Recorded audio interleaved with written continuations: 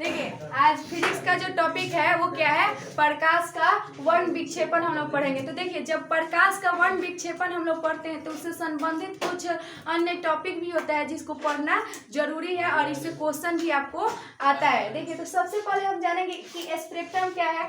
यहाँ पे जितने भी टॉपिक लिखे हैं इनके बारे में जानेंगे। स्पेक्ट्रम क्या है, श्वेत प्रकाश, वर्ण विक्षेपण, विभिन्न रंगों का तरंगदैर्घ्य कितना होता है, किसका तरंगदैर्घ्य, और उसके बाद इंद्रधनुष कैसे बनता है और क्यों बनता है। ये फेमस क्वेश्चन है कि इंद्रधनुष कब बनता है और क्यों बनता है। ठीक, तो सबसे पहले हम लोग जानेंगे स्पेक्ट्रम क्या है। तो स्पेक्ट्रम क्या है ये समझ देखिए, एक श्वेत प्रकाश की रंगीन पट्टी होती है, मतलब उस रंग में वो दिखने के लिए क्या दिखता है कि वो श्वेत है, लेकिन उसमें कितने रंग समाहित होते हैं, 7 रंग। तो वो 7 रंग कौन कौन से हैं, तो ये 7 रंग को जानने के लिए एक ट्रिक है, बैजानी पी नाला। बैजानी पी नाला मतलब बै से बैगनी, जा से जामुन, नी से नीला, ह से हरा, पी से पीला, ना से नारंगी और ला से लाल। तो ये अगर ट्रिक आपको याद होगा तो आप 7 रंग के नाम बता सकते हैं। ठीक, इसको इंग्लिश में भी याद किया जा सकता है, लेकिन हम लोग हिंदी मीडियम से हैं तो हिंदी ही हम लोग के लिए बेहतर है। ठीक, तो देखिए अब देखिए उसके बाद एक और टॉपिक पढ़ना पड़ता है, आखिर श्वेत प्रकाश होती क्या है। श्वेत प्रकाश क्या है, तो श्वेत प्रकाश में इन 7 रंगों का मिश्रण होता है, मतलब या तो आप स्पेक्ट्रम उसे कहिए या श्वेत प्रकाश कहिए, दोनों एक ही जैसे होते हैं। ठीक, अब देखिए उसके बाद है वर्ण विक्षेपण। वर्ण विक्षेपण क्या होता है, मतलब रंगों का विक्षेपण, बोले तो रंगों का छिड़काव कैसे हो जाता है, मतलब एक रंग कैसे अनेक रंगों में विभक्त होता है। तो देखिए इसका मतलब होता है कि श्वेत प्रकाश 7 रंगों में जब विभक्त हो जाती है तो इस घटना को हम क्या कहते हैं, वर्ण विक्षेपण कहते हैं। ठीक, अब ये घटना कैसे होती है, मान लीजिए ये सूर्य की प्रकाश है और ये कांच का प्रिज्म, प्रिज्म किसका होता है, कांच का होता है, और जब हम कांच से इस रंगों को गुजारेंगे ना तो देखिएगा कि वहां पे 7 गो रंग निकलता है। 7 गो रंग कौन कौन सा होता है, बैगनी, जामुनी, नीला, हरा, पीला, नारंगी और लाल होता है। आप किसी शीशे को देखे होंगे, अगर शीशा को प्रकाश की उपस्थिति में आप देखेंगे ऐसे करके तो वहाँ पे जो आपको दिखाई देगा प्रतिबिंब टाइप का, वो क्या होगा, 7 रंगों में विभक्त कुछ रंगीन पट्टी की तरह दिखाई देता है। अब देखिए इस रंगीन पट्टी को सबसे पहले मतलब स्पेक्ट्रम किसने देखा, तो सबसे पहले स्पेक्ट्रम किसने देखा, वो है सर आइजक न्यूटन। कौन है, सर आइजक न्यूटन। ये 1642 से शुरू किए थे। कब किए थे, 1642 से शुरू किए थे स्पेक्ट्रम पे काम करने के लिए, और बाद में इन्होंने इसे प्रूफ भी कर दिया 1700 कुछ में। ठीक, अब देखिए एक क्वेश्चन आता है कि वर्ण विक्षेपण क्या है, इसका सचित्र वर्णन करें। तो सबसे पहले हम लिखेंगे कि वर्ण विक्षेपण श्वेत प्रकाश के 7 रंगों के विभक्त होने की घटना को वर्ण विक्षेपण कहते हैं। अब इसको दर्शाने के लिए फिगर बना दिया। अब लिखेंगे कि जब श्वेत प्रकाश को किसी प्रिज्म से गुजारते हैं तो वे 7 रंगों में विभक्त हो जाती है, और यहाँ जो 7 रंग बन रहे हैं सबसे ऊपरी कौन बन रहा है, बैगनी बन रहा है, तो इसका तरंगदैर्घ्य सबसे कम होता है, और ये सबसे लास्ट में क्या बन रहा है, लाल बन रहा है, तो इसका तरंगदैर्घ्य क्या होता है, सबसे अधिक होता है। ठीक, तो तरंगदैर्घ्य के लिए यही है कि सबसे ज्यादा आप देखिए लाल का तरंगदैर्घ्य सबसे अधिक होगा, उससे कम होगा नारंगी का, उससे कम होगा पीला का, उससे कम होगा हरा का, उससे कम होगा नीला का, उससे कम जामुनी का, और सबसे कम बैगनी का। मतलब ये नीचे से ऊपर क्यों जाता है, मतलब ऊपर से कम है और नीचे से ज्यादा है।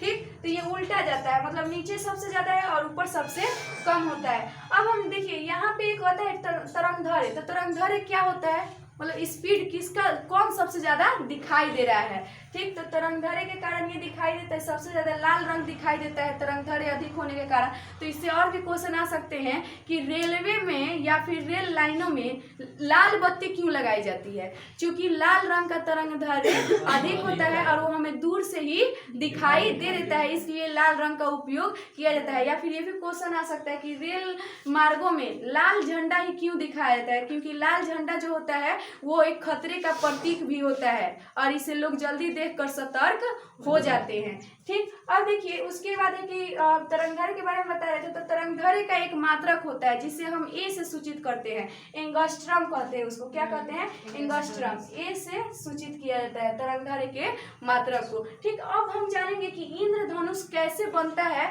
और इंद्रधनुष किधर बनता है, किस दिशा में बनते हैं। तो ये हम आपको बना के दिखाएंगे, तब तक आप लोग एक स्क्रीनशॉट इसका ले लीजिए। देखिए तो हमने फिगर बना लिया है, अब हम बताएंगे कि इंद्रधनुष कैसे बनता है और कब बनता है, क्यों दिखाई देता है। तो देखिए सबसे मेन कारण क्या है, इंद्रधनुष बनने की घटना क्या होती है, वर्ण विक्षेपण के कारण इंद्रधनुष बनता है। लेकिन कब बनता है, तो जब बरसात के मौसम में अधिकांशतः आपको इंद्रधनुष देखने को मिलते हैं। देखिए जब बारिश होती है, यहाँ पे फिगर में समझिए कि अभी सूर्य नहीं उगा है, अभी क्या हो रही है, बारिश हो रही है, क्या हो रही है, वर्षा हो रही है। मतलब इमेजिन कीजिए कि सूर्य अभी नहीं है, अभी क्या हो रही है, वर्षा हो रही है, ना ही अभी कोई इंद्रधनुष है। जब वर्षा होती है तो छूट जाती है कुछ बूंदे इसकी हवाएं में, बारिश की बूंदें जो होती हैं वो हवाओं में कुछ छूट जाती हैं। मतलब यहाँ हवा है मान लीजिए, तो हवा में कुछ बूंदें क्या हो जाती हैं, लटकी रहती हैं। अब क्या होगा, मान लीजिए बारिश छूट गई, अब बारिश छूट गई और जो हवा में वर्षा की बूंदें हैं ये सूर्य में क्या होता है, श्वेत प्रकाश होता है ना। अब ये श्वेत प्रकाश क्या किया कि वर्षा की जो बूंदें हैं, वर्षा की बूंदों से क्या कर दिया, वर्ण विक्षेपण कर लिया। अब वर्ण विक्षेपण क्यों हुआ भाई, क्योंकि जो वर्षा की बूंदें हैं वो किसकी तरह काम कर रही हैं, यहाँ पे प्रिज्म की तरह। किसकी तरह काम कर रही है, प्रिज्म की तरह। अब ये प्रिज्म की तरह काम कर रही है। जब ये प्रिज्म की तरह काम करेंगी तो सूर्य के ठीक विपरीत दिशा में, अगर सूर्य पूरब में उगा है तो पश्चिम में उसका क्या बनेगा, एक इंद्रधनुष बनेगा। किसके कारण बनेगा, प्रकाश के वर्ण विक्षेपण के कारण बनेगा। और जब ये इंद्रधनुष बनेगा तो हमें पता है कि श्वेत प्रकाश में 7 गो रंग होता है, तो 7 रंग अलग अलग बनेंगे। तो देखिए इसमें 7 रंग बनते हैं। जो सबसे ऊपरी रंग होता है वो होता है लाल, और सबसे अंदर वाला जो रंग होता है वो होता है बैंगनी। तो इसी में लाल रंग का तरंगदैर्घ्य सबसे अधिक हो जाता है, तरंगदैर्घ्य। इसलिए जब हम लोग पूरा देखते हैं ना इंद्रधनुष को तो अधिकांशतः लाले रंग दिखाई देता है और नीला वाला दिखाई देता है, बाकी बैंगनी उतना नहीं दिखाई देता है, बहुत कम रंग दिखाई देता है। तो ये था ये इंद्रधनुष कैसे बनता है। तो अगर हमें अच्छे से लिखना हो तो लिखेंगे कि जब वर्षा होती है और वर्षा होने के बाद सूर्य निकलता है तो सूर्य की तरह अगर हम पीठ करके देखते हैं तो ठीक उसके आगे क्या बनता है, एक रंगीन पट्टी बनती है जिसे हम क्या कहते हैं, इंद्रधनुष कहते हैं। इस इंद्रधनुष में सूर्य के 7 रंग होते हैं जिसे बैनी जा पीनाला मतलब शॉर्टकट में कहा जाता है। और इसमें सबसे अधिक जो तरंगदैर्घ्य होता है वो लाल रंग का होता है और सबसे कम तरंगदैर्घ्य बैगनी कलर का होता है। इसलिए लाल हमें जल्दी दिखाई देता है और बैगनी देर से दिखाई देता है या नहीं भी दिखाई देता है। ये था इंद्रधनुष बनने की घटना। ठीक, आप लोग चाहे तो ऐसा फिगर बना सकते हैं और जो बोले हैं हम वो लिख भी सकते हैं। ठीक।